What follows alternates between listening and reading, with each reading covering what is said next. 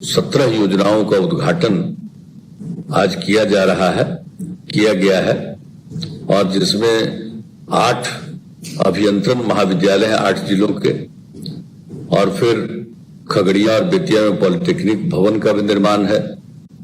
फिर सासाराम, छपरा, पूर्णिया, भागलपुर, बख्तियारपुर एवं चंडी के पॉलिटेक्निक संस्थानों में बालक बालिका छात्रावासों का भी निर्माण शामिल है और कई योजनाओं का शिलान्यास भी किया गया है।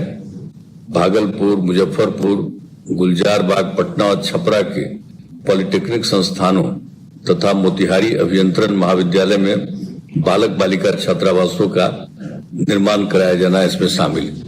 ये खुशी की बात है और आप सबको मालूम है कि हम लोगों ने तो ये निर्णय ले लिया कि हर जिले में हम लोग निश्चित रूप से इंजीनियरिंग कॉलेज और पॉलिटेक्निक संस्थान की स्थापना करेंगे और इस कार्यक्रम को काफी और अन्य संस्थानों के बारे में भी निर्णय लिया गया। वो सब काम चल रहा है और ये बड़ी खुशी की बात है। और ये जो हम चाहते थे कि जल्दी से जल्दी जितने भी हम लोगों ने संस्थानों के निर्माण का निर्णय लिया उसका बिल्डिंग बनकर के तैयार हो जाना चाहिए, तो बहुत ज्यादा बिल्डिंग बनकर के तैयार हो गया और आज इन लोगों ने बता दिया है कि इसी साल के अंत तक बाकी जितने भी इंजीनियरिंग कॉलेज बचे हुए हैं या पॉलिटेक्निक संस्थान बचे हुए हैं उनका काम ये लोग सब इस साल ही पूरा कर देंगे।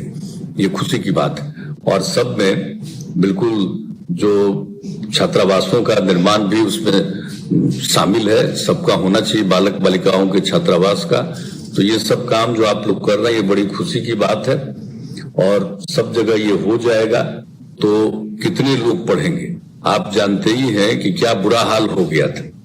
यहाँ पर तो जो 17 से 23 वर्ष के आयु वाले बच्चों में से मात्र 13.9% ही उच्च शिक्षा प्राप्त करते थे और जबकि देश का ये था 25% और हम लोगों ने उसी समय ये तय किया था कि हम इसको बढ़ाएंगे और एक लक्ष्य रखा है कि हम 30% उच्च शिक्षा में लोगों को पढ़ने के लिए प्रेरित करेंगे। अब उसमें काफी विस्तार हुआ है अभी थोड़ा सा, और जो आ रहा है फिगर प्रकाशित हुआ है 2021 का, उसके हिसाब से अब 19.3% हम लोग हो गए और देश भर का तो राष्ट्रीय स्तर पर अब 26.9% पहले से भी बढ़ा। लेकिन हम लोगों का उद्देश्य है कि इसको और आगे बढ़ाएंगे और इसी सब चीज को ध्यान में रखते हुए जो सब निर्णय लिया गया नए इंस्टीट्यूशंस का निर्माण ताकि सब लोग करें। अब बिहार में कितना कम इंस्टीट्यूट था इंजीनियरिंग कॉलेज बताइए। अभी तो आप लोगों को बताया गया है कि लगभग दो ही जगह अभियंत्रण महाविद्यालय मुजफ्फरपुर और भागलपुर में। अब उसके पहले तो भाई Bihar college of engineering Patna का था, हम उसी के छात्र थे, वहीं से हम पढ़े। लेकिन जब हमको मौका मिला और केंद्र में हम मंत्री थे श्रद्धेय अटल बिहारी वाजपेयी जी की सरकार में, तो उसी समय हमने कहा कि भाई जो पटना का बिहार कॉलेज ऑफ इंजीनियरिंग है, पटना का इंजीनियरिंग कॉलेज है जिसमें हम पढ़े हैं, वो सबसे पुराना कॉलेजों में से एक है। एक बात जान लीजिए हम लोग कितना पीछे हैं, लेकिन अगर जानिएगा तो जो पटना का इंजीनियरिंग कॉलेज था वो देश भर में उसमें मुश्किल से 5 इंजीनियरिंग कॉलेज था बस पूरे देश में, और पटना में भी एक था। लेकिन बाद में जितना विस्तार होना चाहिए था नहीं हुआ।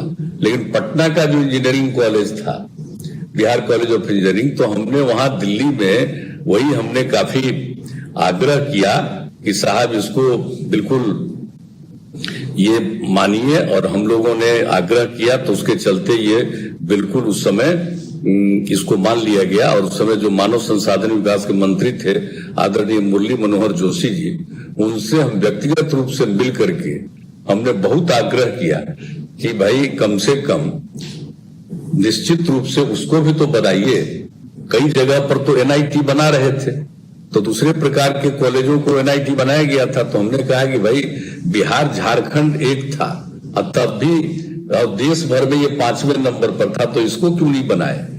बाकी एक झारखंड में दूसरा था उसको बनाया गया। तो कम से कम एक जो है हमारे इस पटना इंजीनियरिंग कॉलेज को निश्चित रूप से बनाया जाए एनआईटी में, तो वो इसको स्वीकार किया कि ठीक है। लेकिन जो नियम बनाए हुए थे उससे ये अलग था। उसके लिए अलग से यहाँ भेजी गई टीम को, और टीम इधर उधर बोल रहा था, कहा गया कि नहीं वहां है, उसकी रिपोर्ट आए, रिपोर्ट गई और सेंट्रल कैबिनेट का फैसला हुआ, और जो पटना इंजीनियरिंग कॉलेज है वो बना NIT।